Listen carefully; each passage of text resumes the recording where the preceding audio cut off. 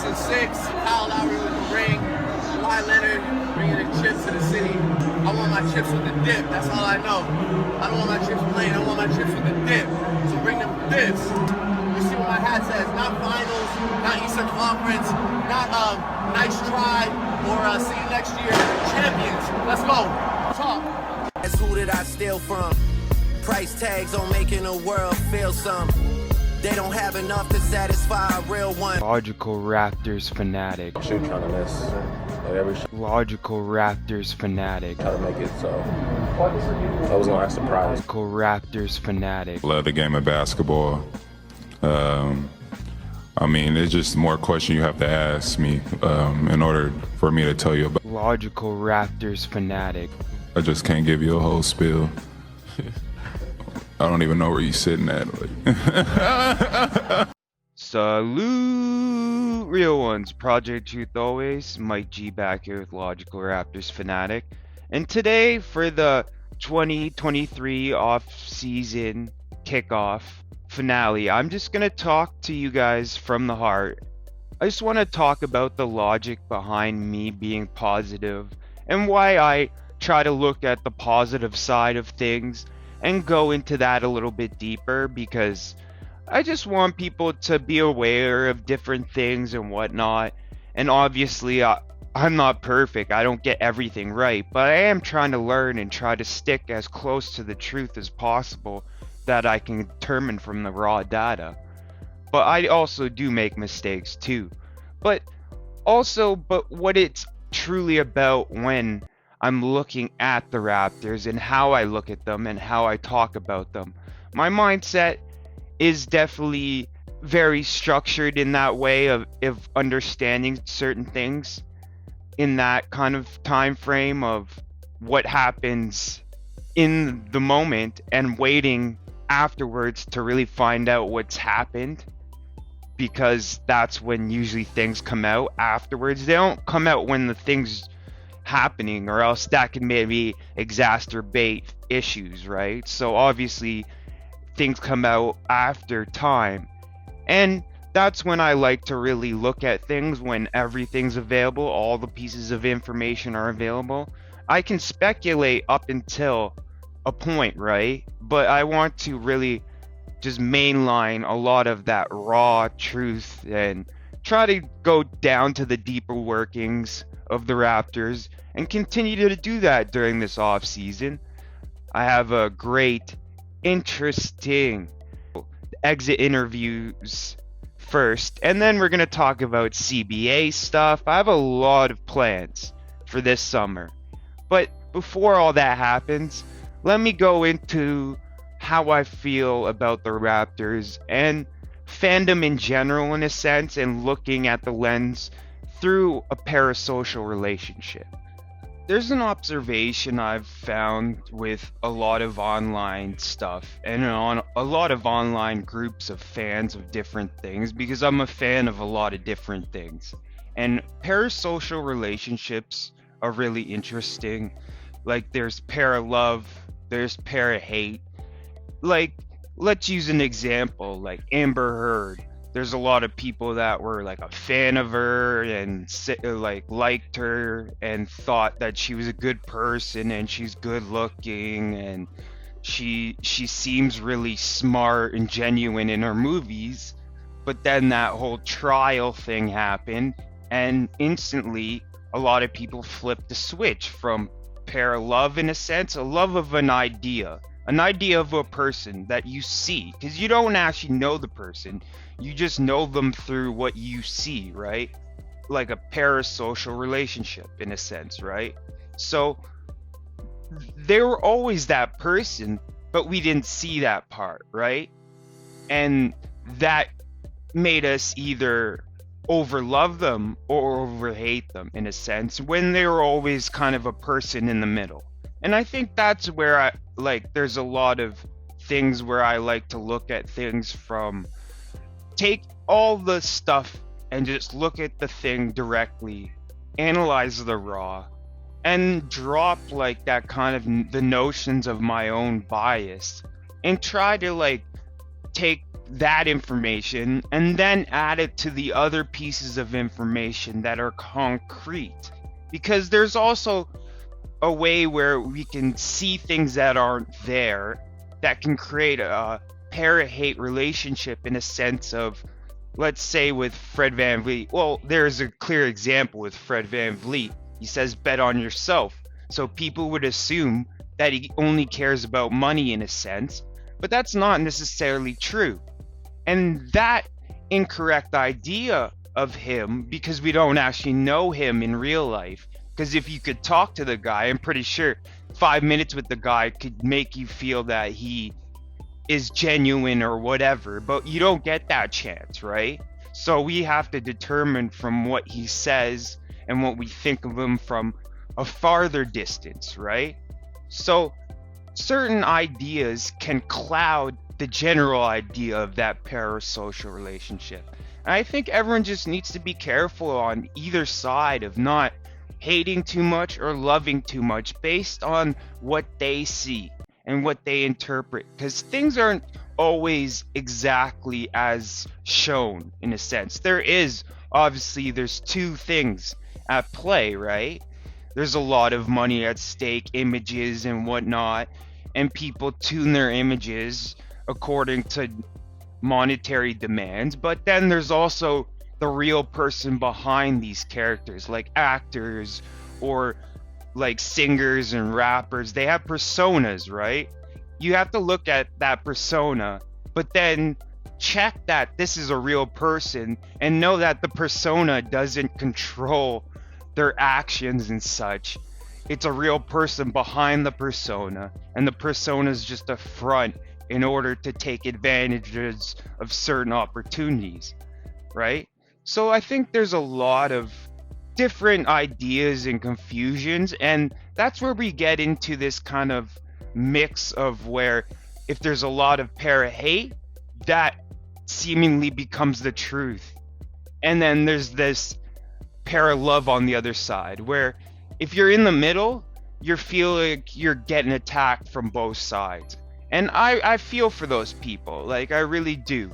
Like I feel like just it's about the positivity, right? Everyone comes to the team to want to relax, have a distraction, be positive.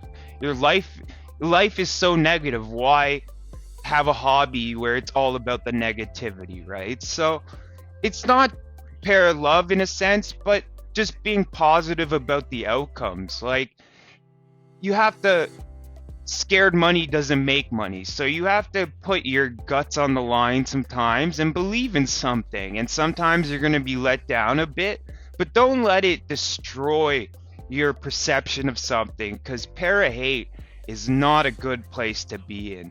That is a destructive place, and a lot of people are sucked into it from even just someone else just saying something that triggers an idea in their head, and then it just clouds everything about what they loved and what they didn't really want to look at before. But if you look at everything in full context and always feel that like the main objectives are always the main objectives, no matter what in between stuff happens, the main stuff is always the main objectives. I think you can be secure in exposing yourself to different things, because I've even felt a lot of the negativity, because there are people that are in like a para-hate kind of idea with this team and certain players, and hopefully Nick, now being let go, relieves some of that para-hate. But it's not necessarily, there are real criticisms. This is where I want to say, like, people criticizing certain things are very, very legit, and it shouldn't be classified as hate, because para-hate, there's a difference. Like when someone's being so extra, right? Anything that person does is clouded negatively. Whatever that person did, it's the worst thing, worst example, worst motive, worst everything, right? And then the para-love is kind of like the best in the best, he's the best, he's pure, but but no one's 100%, right? So it's like we have to realize that these are real people, and you have to give allowances. Don't let the littlest things trip you up, in a sense of what I'm just trying to say. Like, just keep firm. And I know I believed in this team during the year, and it was kind of a letdown seeing what happened. But I know that ultimately this is just one part of the journey. It's not the whole journey. And the journey is really what it matters. Like, growing through these times, going through these times, believing in the team, being let down, believing in them again, and overachieving and feeling exuberant from that, right? So there's a lot of different things, but I just want to go heart to heart real talk with the real ones, and just let's all stay in the middle a little bit. Be fair critiquing, but be fair with our fandom and understand that this is a business and the objective is to win. So there could be and might be some changes, and I like to think that people could work on themselves and become better and change and be better, right? But sometimes maybe that's not feasible, or there's a lot of different intangibles in the situation of who people are and what people need, in a sense. So I know the dichotomy with Nick was really big this year, and me promoting him and saying all these good things are still all true about him. But this year, yeah, we could say that he definitely didn't do a great job. So that's where the fairness is. Like, you critique him for this season, but he's still a decent coach. He's not the greatest coach ever built, right? That's the pair of love. And then he's not the crappiest coach ever and needed to go and never did anything good in Toronto, which is the pair of hate. He was just a decent, pretty much one of the best coach, maybe one of the best coaches, right, ever in the history of the Raptors. We'll see who comes next, right? It could be a downgrade and we could be like begging for Nick Nurse back, you know what I mean? So like, who knows what the future holds, but I believe in this team. I'm pair loving the Raptors, not necessarily any one player, and I just want to be fair with the organization and just be here, man, for whatever roles, whatever happens. Be fair with it, talk about it, get into the specifics and details and the intent behind different things, and really break things down. I'll be back next week. It's gonna be a solid couple weeks. Definitely what Masai's big presser is gonna be really great to pick apart. I saw a bit of the Masai presser when it was live, and I saw a lot of people commenting. Salute Raptors Freak, 9:30 a.m. Every day this guy's talking Raptors, taking comments, really diving deep and really taking it for the team and really being there every day. No matter if it's a down day or an up day, he's there, right? So like, that's really even just like, I got to commend Lex on his streak, because I even found it hard just continuing like after like a certain point when I was in a down cycle of obviously the expectations of the season and whatnot, and then I had my break.